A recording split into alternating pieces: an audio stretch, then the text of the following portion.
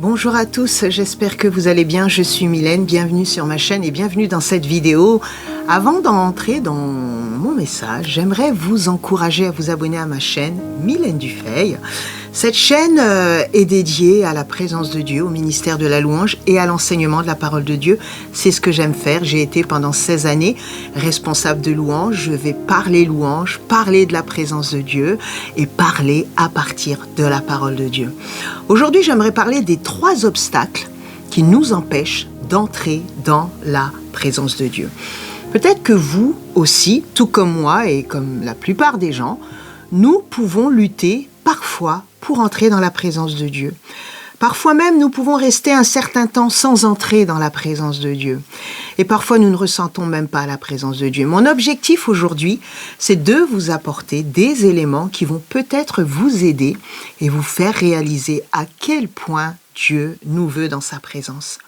Donc, avant de parler des obstacles qui nous empêchent d'entrer dans la présence de Dieu, j'aimerais vous rappeler différents points concernant la présence de Dieu. Vous savez, on dit la présence de Dieu, mais qu'est-ce que la présence de Dieu si ce n'est Dieu lui-même? Qu'est-ce que la présence de Dieu si ce n'est Jésus? Qu'est-ce que la présence de Dieu si ce n'est le Saint-Esprit? La présence de Dieu, c'est la Trinité qui nous visite. C'est cette Trinité que nous ressentons autour de nous. Vous savez que nous, en tant que chrétiens, s'il y a une chose qu'il nous faut avoir, s'il y a une chose que nous devons rechercher, mes amis, c'est la présence de Dieu. Premièrement, Dieu nous veut dans sa présence. Vous savez que le plan de Dieu dans le jardin, le plan originel de Dieu, c'est le plan le plus important, c'est ce que Dieu a toujours voulu depuis le départ, c'est de nous mettre dans sa présence. Lorsque Dieu a créé l'homme, l'homme était dans un environnement parfait. Il était en Éden. Éden veut dire délice. Personnellement, je pense que ça va au-delà des fruits, des animaux, des choses parfaites, des fleuves qui coulaient. Je crois que ce délice, c'était cette présence même tangible, quotidienne à chaque instant que Dieu a donné à Adam. C'est la première chose qu'il lui a donnée, c'est sa présence.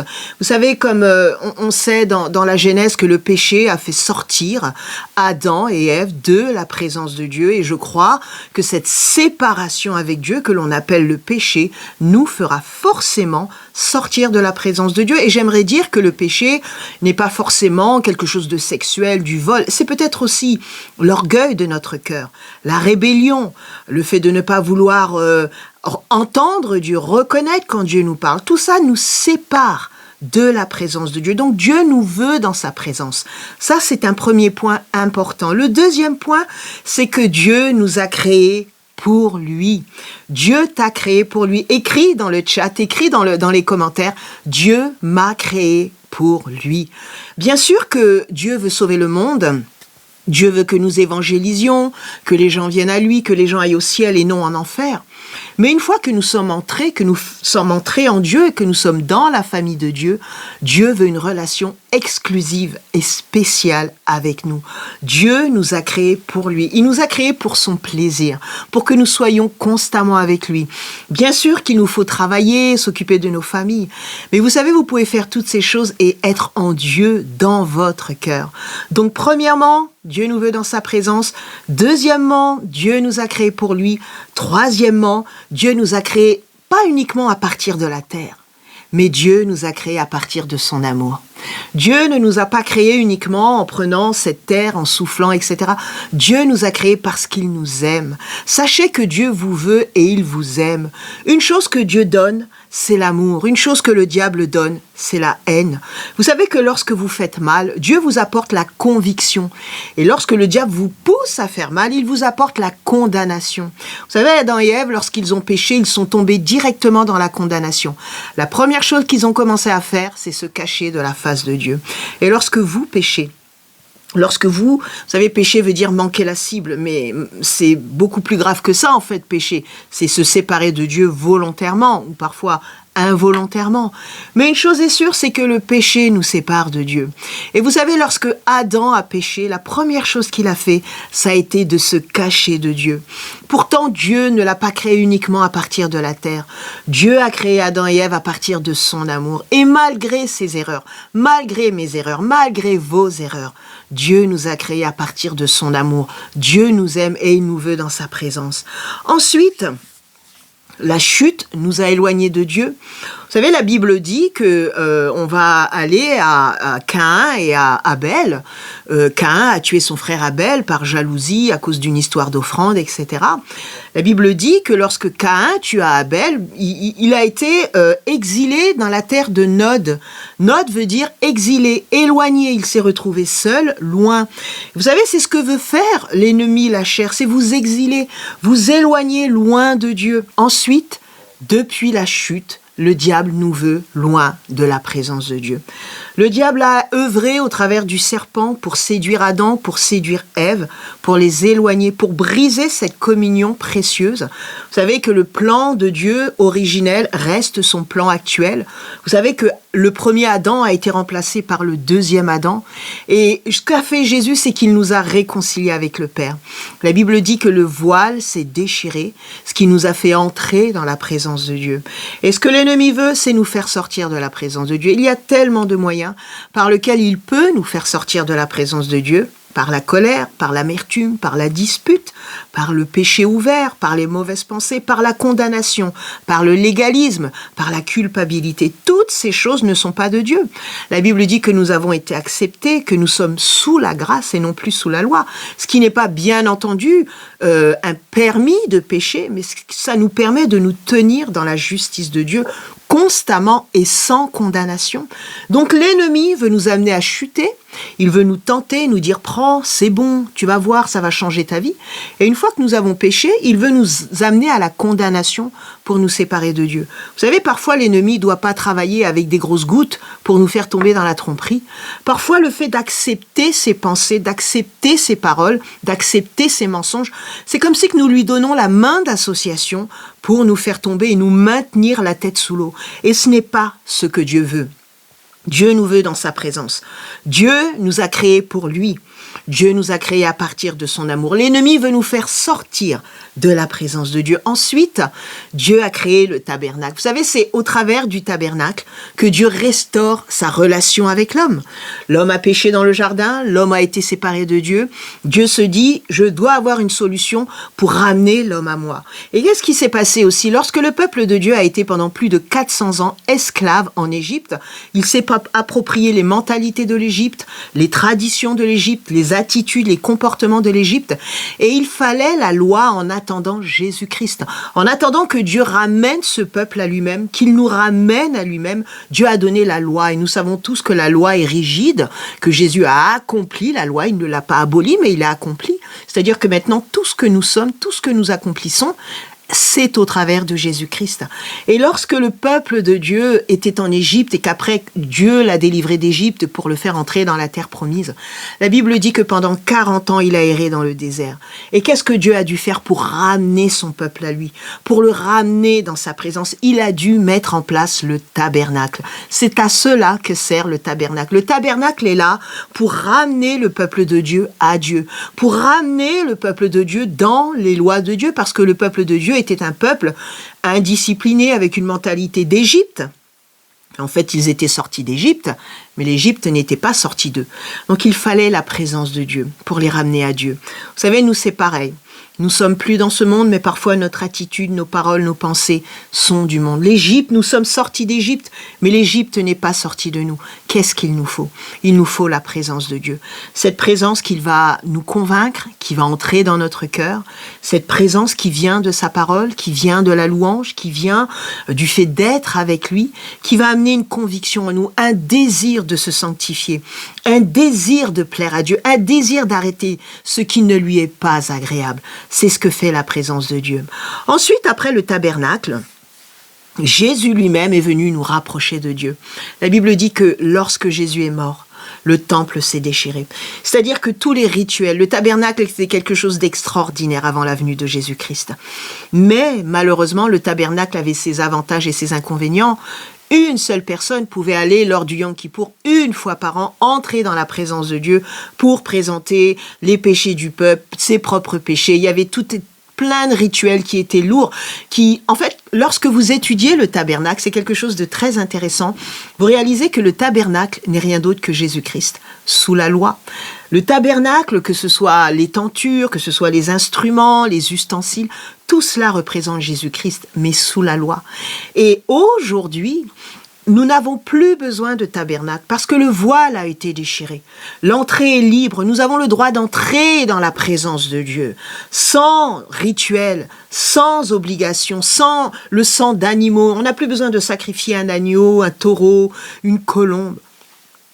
Jésus est le sacrifice qui a été suffisant pour nous laisser entrer dans la présence de Dieu.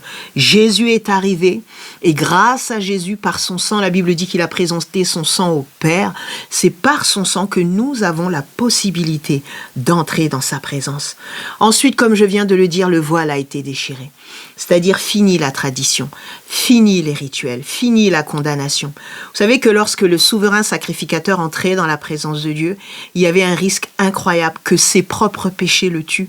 Et j'imagine ces sacrificateurs entrer dans la présence de Dieu sous le tabernacle en tremblant, à grosses gouttes, parce que le moindre faux pas, mes amis, le moindre ustensile qui tombe par terre pouvait être fatal. Et lorsque Jésus est mort et qu'il a présenté son sang une fois pour toutes au Père, il nous a réintroduits dans sa présence. Non seulement cela, mais il a tout simplement remplacé cette histoire de tabernacle par lui-même, avec la présence du Saint-Esprit. Lorsque vous étudiez tout ça, vous réalisez que ce que Dieu a fait est extraordinaire et que c'est à ce point que Dieu nous veut dans sa présence. Qu'est-ce que ça veut dire Dieu nous veut dans sa présence? Est-ce que ça veut dire que je dois prier pendant des années, je dois prier tous les jours pendant 3 heures, 4 heures, il faut que je sois dans la présence de Dieu, tu comprends? Vous savez, la présence de Dieu, c'est l'attitude de votre cœur. La présence de Dieu, c'est la quantité de paroles que vous mettez en vous. La présence de Dieu, c'est aussi, comme Obed-Édom, accueillir cette présence, c'est-à-dire faire sortir des choses et laisser entrer d'autres choses.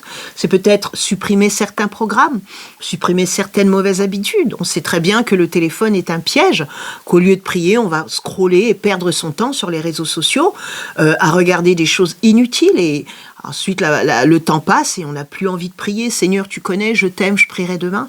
On se fait voler le privilège de la présence de Dieu. La présence de Dieu, c'est aimer, c'est pardonner, c'est donner accès à ce qui est bien. Et souvent, lorsque l'on nous fait du mal, c'est rendre le bien par rapport au mal que l'on nous a fait. C'est la présence de Dieu. Et bien entendu, la présence de Dieu, c'est cette présence tangible, incroyable que Dieu nous donne.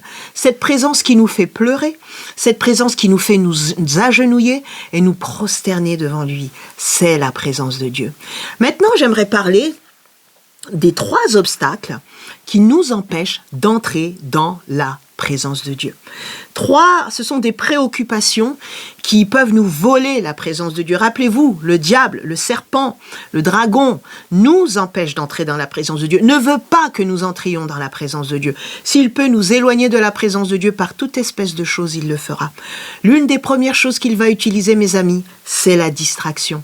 Comme je l'ai dit, ça peut être le téléphone, ça peut être la télé, ça peut être une discussion, ou comment vous devez aller prier, vous devez faire certaines choses, et puis vous partez dans des choses qui ne sont pas importantes, vous les remplacez par votre temps avec Dieu, votre temps dans la parole, votre temps pour écouter un bon message, peut-être comme celui-ci, je l'espère en tout cas, la distraction. La distraction, c'est aussi vos pensées. Vous êtes en train de prier, mais vous pensez à autre chose. Et vous n'avez rien goûté de la présence de Dieu, parce que votre corps est présent, mais votre esprit est ailleurs. Vous êtes dans la distraction, vous n'êtes pas concentré sur Dieu. Vous savez, un jour, un homme a dit que entrer dans la présence de Dieu est égal à se concentrer sur Dieu.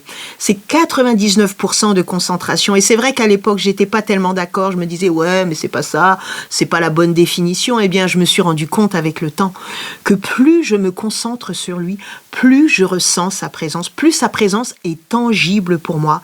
Elle est tangible dans ma vie. Donc, la distraction est votre ami numéro 1 pour vous empêcher d'entrer dans la présence de Dieu. Ensuite, il y a la paresse. Malheureusement, la paresse nous a tous tapé sur l'épaule, arrivé un moment dans notre vie. Mais le problème, c'est qu'à force de lui donner accès à cette paresse, nous devenons paresseux. Nous savons ce que la Bible dit à propos des paresseux dans Proverbes. Il est question de la ruine des paresseux qui passent à côté de la bénédiction de Dieu, des paresseux qui regardent les autres obtenir leur bénédiction, obtenir tout ce dont ils rêvent, et eux non, parce que les paresseux ne veulent rien faire. Ils ne veulent pas prier, ils ne veulent pas lire leur Bible, ils donnent des excuses. Moi, je ne suis pas aussi spirituel que toi. Dieu t'appelle à entrer dans sa présence. Mets la paresse de côté. Tu sais, les moments où j'ai eu le plus, où je suis entrée le plus dans la présence de Dieu, ça a été des moments où j'avais pas envie, où j'avais dû traîner ma chair en disant bon on y va. Hein. Et finalement, lorsque je suis sortie de ce moment de communion avec Dieu, j'étais, vous savez, comme une superwoman. J'étais complètement transformée parce que j'ai pu être avec le Seigneur, parce que j'étais dans sa présence. Et c'est quelque chose de merveilleux. Donc le premier obstacle, la distraction. Le deuxième obstacle, la pression, la paresse, excusez-moi. Et le troisième obstacle, les oppressions démoniaque. Vous savez, une fois, j'étais dans la prière, j'essayais, il y a très longtemps, je priais, j'intercédais, et c'est comme si que le ciel était un ciel d'airain. Je ne ressentais pas la présence de Dieu, j'avais l'habitude de ressentir, encore aujourd'hui bien entendu, la présence de Dieu. À cette époque, c'était très régulier, c'était tous les jours, elle était tangible, c'était merveilleux. Et un jour, je priais, j'ai fait tout ce que je connaissais pouvoir faire pour entrer dans la présence de Dieu, et je n'y arrivais pas. Et tout à coup, le Seigneur m'a inspiré un chant. Et ce chant était « Tu n'as pas d'autorité sur mes pensées parce qu'elles appartiennent au Seigneur ». Et à partir de cet instant-là, c'est comme si je faisais la guerre spirituelle avec ce chant, et tout à coup, c'est comme si que le ciel s'est ouvert et je suis entrée dans la présence de Dieu. Et j'ai compris à cet instant que ce qui me faisait obstacle à ce moment-là, c'était une oppression démoniaque. C'était comme un nuage, quelque chose qu'il fallait chasser d'un revers de main. La Bible dit que nous avons autorité en Jésus-Christ, que nous sommes assis en Jésus-Christ, que notre identité, notre autorité nous donne le droit de chasser les démons. Amen. Et c'est ce que j'ai fait. Et juste après avoir chassé cet esprit par ce chant, mes amis, j'ai ressenti la présence de Dieu et je suis entrée dans la présence de Dieu. Peut-être que parfois vous êtes sous une oppression démoniaque. Ça ne veut pas dire que le diable est en vous. Ça ne veut pas dire que vous êtes possédé. Ça veut dire qu'il y a des obstacles autour de vous. Peut-être que ça sort de votre cœur, peut-être que ça vient de vos pensées, peut-être que ce sont des oppressions qui viennent sur vous à cause de circonstances. Vous savez, parfois, moi, je me suis retrouvée sous des oppressions alors que le ciel au-dessus de moi était bleu, alors que j'avais toutes les conditions dans le naturel où j'aurais pu être heureuse. Et je ne savais pas pour quelle raison j'étais opprimée. Et cette oppression vous oppresse tellement que vous n'arrivez même pas à entrer dans la présence de Dieu, que vous ne pensez même pas à Dieu. Vous êtes omnibulé par cette pression qui est complètement démoniaque. Et le diable est celui, vous savez, Satan, vous le savez, Lucifer, qui veut dire astre de lumière. Lucifer était celui qui dirigeait la louange dans le ciel. Lucifer connaissait la présence de Dieu. Lucifer était beau, il était parfait, il était grand, il était rempli de pierres précieuses. Cependant, Lucifer a péché dans un environnement parfait. La Bible dit qu'il s'est élevé dans son cœur. Aucun ange n'est venu autour de lui pour le tenter. Il n'y avait pas de ténèbres puisqu'il était au ciel, dans la présence de Dieu. Mais le diable a été tenté à cause de l'orgueil de son cœur. Il a été élevé à cause de sa beauté, à cause de sa grandeur, à cause de son rôle, à cause de tout ce qu'il avait. Son cœur s'est élevé. Et vous savez, ce même Lucifer fera tout ce qu'il peut, tout ce qu'il y a en son pouvoir pour nous empêcher d'entrer dans cette présence. Il a goûté un jour à cette présence. Vous savez qu'il n'y a pas de rédemption pour les démons. La Bible dit qu'un jour, nous jugerons les anges. Je ne parle pas des anges qui n'ont pas été déchus. Pourquoi je jugerais un ange qui est parfait devant Dieu, qui monte et descend de la présence de Dieu, qui est soumis à Dieu, qui obéit à Dieu? Bien sûr que nous n'allons pas juger les anges avec des auréoles ou des ailes, les anges du ciel, mais nous jugerons les anges déchus, ces gens qui ont désobéi à Dieu. Il n'y a pas de rédemption pour le diable et ses démons. Et le diable le sait. Plus jamais il ne retournera dans cette présence glorieuse. Alors, à son tour, il veut nous tenter, il veut nous empêcher, nous punir, nous tourmenter et aussi embêter Dieu en nous empêchant d'entrer dans la présence de Dieu. Donc, mes amis, il n'en tient qu'à nous de vouloir rentrer dans la présence de Dieu. J'aimerais terminer ce témoignage, cet enseignement, cette prédication, appelez ça comme vous voulez, avec des versets bibliques. Premièrement, Ésaïe 55, 6. Qu'est-ce que déclare? Recherchez l'Éternel pendant qu'il se lève, trouvez. Invoquez-le pendant qu'il est prêt. Vous savez que lorsque Jésus va revenir, l'Église sera enlevée. l'église va être enlevée. Ça veut dire, ce mot enlever, c'est arpaggio, ça veut dire que vous enlevez avec violence. Vous imaginez votre enfant traverser la route, une moto arrive, vous le soulevez pour empêcher à ce qu'il se fasse renverser. C'est ce que veut dire ce mot enlever. Jésus va soulever et prendre son église parce que ce qui va se passer après l'enlèvement, ça va être quelque chose de terrible, mes amis, ça va être quelque chose de terrible. Et durant cette période, mes amis, nous ne pourrons plus invoquer le Seigneur comme nous le faisons librement aujourd'hui. Les chrétiens seront persécutés d'une force, ils devront se cacher, ça va être terrible. Cette année de tribulation, ça va être terrible. Et mes amis, s'il y a un moment où nous devons invoquer Dieu, c'est aujourd'hui, parce que nous sommes dans la dispensation de l'Église, nous sommes dans la dispensation de la grâce, et nous avons le droit, le devoir et l'autorité d'invoquer Dieu et d'entrer dans sa présence. Ensuite, Jérémie 29, 13, qu'est-ce qu'il est dit? Tu me chercheras et tu me trouveras, si tu me cherches de tout ton cœur. C'est ce que je vous ai dit tout à l'heure. Plus vous vous concentrez sur sa présence, plus vous vous concentrez sur le Seigneur, plus vous allez le chercher. Vous savez, je dis souvent que la louange, l'adoration, ce n'est pas la position du corps, mais c'est celle du cœur. Dieu ne va pas regarder si vous vous roulez par terre. Vous savez, il y a des gens, des fois, ils se mettent à genoux, ils font toute espèce de simagrée, mais dans leur cœur, il y a encore de la méchanceté. Ils prévoient, juste après leur louange, d'aller faire des choses qui déplaisent à Dieu. Mais la louange n'est pas la position du corps. C'est ce que Jésus a expliqué à la femme au puits, à la Samaritaine. Il lui a dit, mais vous adorez là, vous allez adorer sur cette montagne, vous allez adorer dans cet endroit. Mais aujourd'hui, les adorateurs adorent en esprit et en vérité. Ce n'est plus une position. L'adoration, ce n'est pas uniquement à l'église. Vous pouvez être attendre à une caisse en train de faire vos courses et être dans un esprit d'adoration dans votre cœur. Parce que l'adoration, c'est la position du cœur. Et si vous cherchez Dieu de tout votre cœur, c'est ce qui est central. Mes amis, vous le trouverez. Ensuite, Matthieu 6, 33, cherchez d'abord le royaume de Dieu et sa justice, et toutes ces choses vous seront données par-dessus tout. Si nous cherchons le Seigneur, tout le reste nous sera donné. Dieu veut que nous le cherchions. Dieu nous veut dans sa présence. Ensuite, Amos 5, 14. Cherchez le bien et non le mal, afin que vous viviez. Et ainsi l'Éternel, le Dieu des armées, sera avec vous. C'est ce que je disais. Mes amis, il nous faut chercher le bien. Vous savez, adorer Dieu, c'est pas uniquement un chant. La plus pauvre définition du ministère de la louange, de servir Dieu dans la louange, c'est quand les gens vous disent « je chante ». Parce que la louange, ce n'est pas que chanter. La louange, c'est avant tout la position de votre cœur, la position de votre vie. Et vous terminez le tout, vous enveloppez le tout par un chant d'adoration. Mais si nous vivons d'une façon désagréable à Dieu, est-ce que nos chants vont être un parfum agréable? Non. Donc la louange et l'adoration, c'est avant tout notre cœur et notre attitude.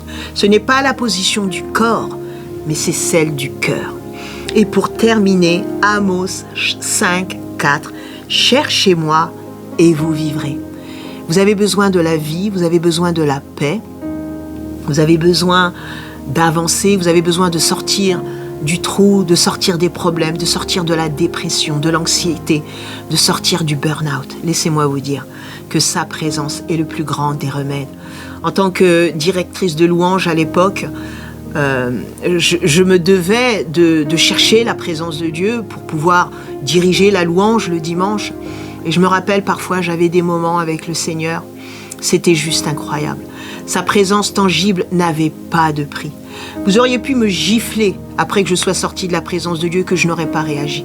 Tellement le fait d'être dans les bras du Seigneur a de la valeur. Et c'est ce que Dieu veut. Dieu vous veut dans sa présence. Alors est-ce que vous allez prendre la décision d'entrer dans sa présence et de demeurer avec lui? Si c'est le cas, marquez dans les commentaires, dites dans les commentaires, je vais entrer dans sa présence. Je vais lire un petit peu plus ma Bible. J'ai décidé de prier un petit peu plus. J'ai décidé d'arrêter tel programme et de me mettre à étudier la parole de Dieu. J'ai décidé d'avoir de bonnes pensées, pas des mauvaises pensées. J'entre dans la présence de Dieu. C'est là où Dieu vous veut. Voilà, c'est la fin de mon enseignement. J'espère que vous avez été bénis. Je vous encourage vraiment à vous abonner à ma chaîne, à activer la cloche des notifications. et à me retrouver continuellement sur cette chaîne. Et très bientôt, début juillet, je crois, je vais sortir un nouveau site internet qui s'appelle Ministère de Louange. Je vous invite, et je mettrai les liens dans la barre de description, je vous invite à visiter ce site Ministère de Louange, et il y aura une surprise dedans, mais qui ne sera pas pour tout de suite. Dans ce site, vous aurez la possibilité d'avoir des blogs, des textes, avoir différentes choses sur le ministère de la louange pour tous les croyants, tous les adorateurs, mais particulièrement vous qui faites partie du ministère de la louange. Je vous encourage à suivre ma chaîne, à vous abonner et à recevoir tout ce que le Seigneur a pour vous. Laissez-moi vous dire que vous avez le plus beau ministère qui soit au monde, celui de faire entrer le peuple de Dieu dans sa présence. Je vous dis à très bientôt, n'oubliez pas de vous abonner. Merci, au revoir.